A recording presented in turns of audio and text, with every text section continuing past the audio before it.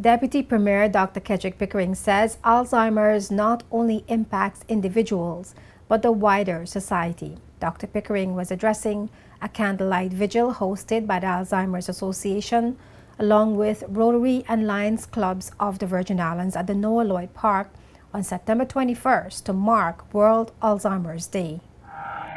One of the most critical components of Alzheimer's is that it is not an individual disease. It is a societal disease. It affects family as much as it affects the individual.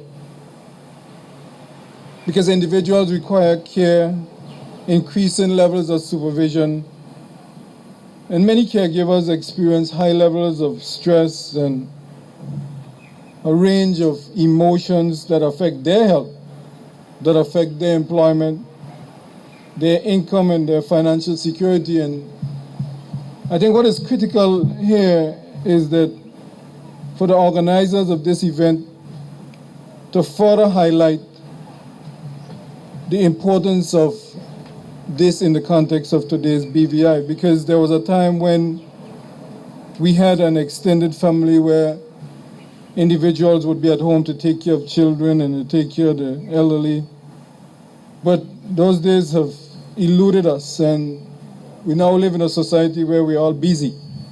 World Alzheimer's Day 2015 was observed under the theme Remember Me. Vice President of the Rotary Club of Roetown, Sonia Webster, says awareness is the key to early detection, healthy lifestyles, and to remove stigma.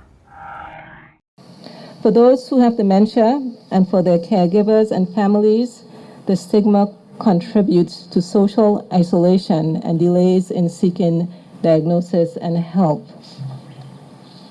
This public awareness program, which has been sponsored by the Alzheimer's Association, together with the Rotary and Lion Clubs of the BVI, is intended to educate the community on how to recognize and cope with the disease. Our role in this fight is to raise awareness. By raising awareness, we can remove the negativity and stigma that it carries and improve the quality of life for those affected.